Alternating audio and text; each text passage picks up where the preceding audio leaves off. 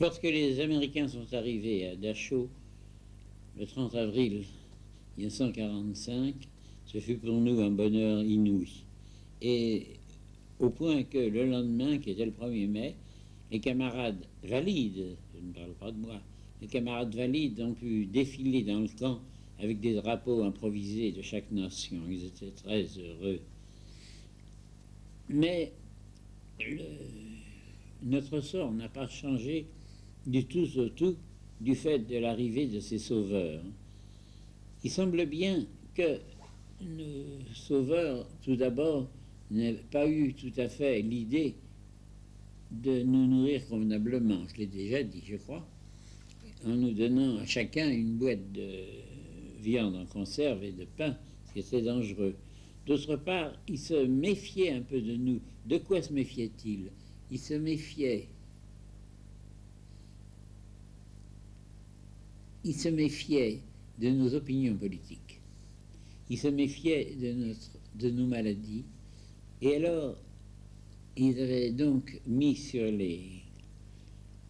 autour du camp, ils avaient retiré les mitrailleuses allemandes, ils avaient mis des mitrailleuses américaines. Et je suis allé avec le médecin américain visiter l'infirmerie. Et ce médecin avait des bottes de caoutchouc, une blouse, un masque sur le nez, et il était suivi par 2 GI avec des mitraillettes. On n'avait pas l'impression d'être tellement un pays ami.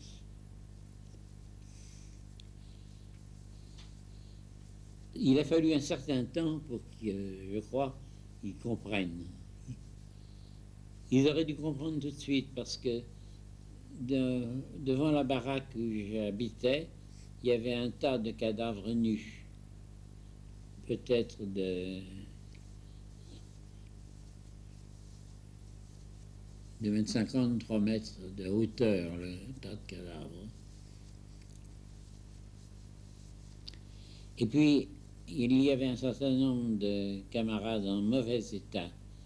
Et on les avait, je me souviens, chargés sur une remorque de camion. Et ceux qui étaient bien valides poussaient cette remorque de camion pour les emmener à l'infirmerie. C'était un spectacle assez horrible à voir. Même ceux qui n'étaient pas malades étaient vraiment dans un état de maigreur squelettique effrayante. Or, je sais que ces messieurs, nos Yankees, ont utilisé donc un appareil cinématographique pour enregistrer tout cela.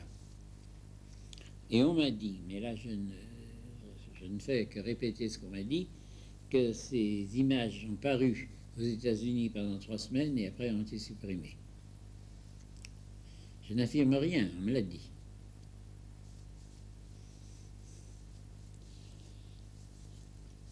Par la suite, ça a été un peu mieux.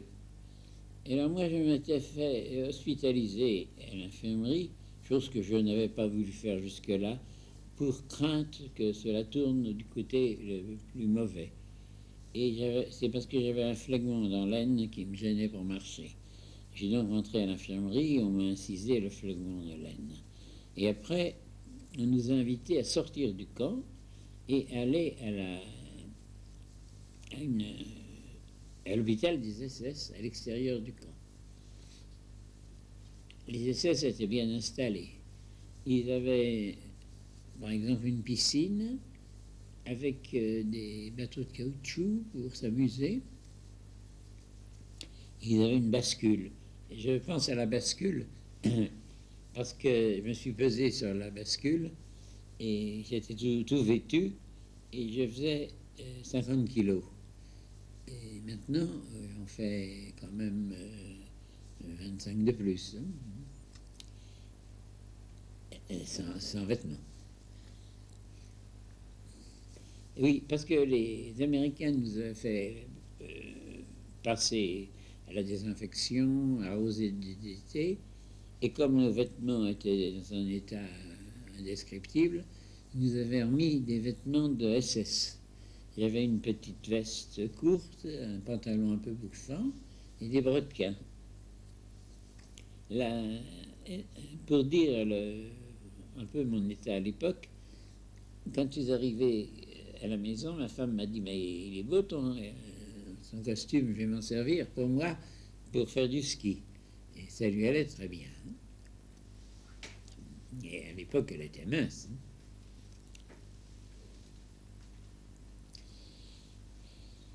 Alors donc on est passé donc dans cet hôpital américain, et une sensation gustative étonnante, ça a été la première fois où j'ai pu boire de l'eau fraîche. Pendant tout mon séjour dans ce lieu de vacances, j'avais jamais pu boire une goutte d'eau froide. On buvait que des tisanes d'une sorte ou d'une autre. En principe, les camarades devaient partir sur le bord du lac de Constance pour recevoir une convalescence. Mais en étaient exemptés ceux qui avaient souffert du typhus exanthématique. Et j'ai sollicité un camarade médecin de me faire un certificat de complaisance. Tant et si bien qu'au lieu de partir sur le bord du lac de Constance, j'ai été chargé par la première armée française sur un de leurs camions. Il était pas très bien suspendu, mais c'était un bonheur quand même.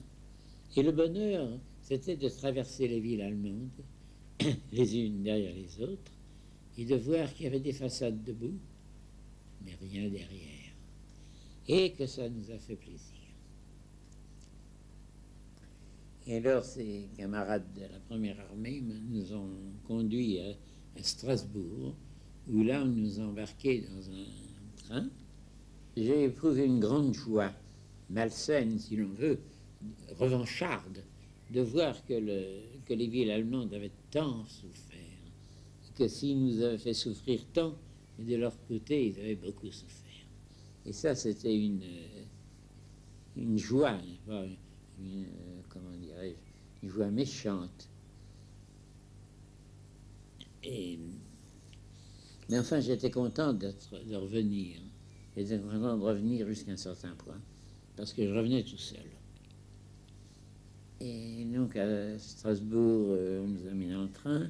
Je ne sais plus où on est arrivé. On nous a donné un costume civil, 1000 francs. Et puis, je suis revenu de chez moi. Elle est revenue à Paris, au Lutetia.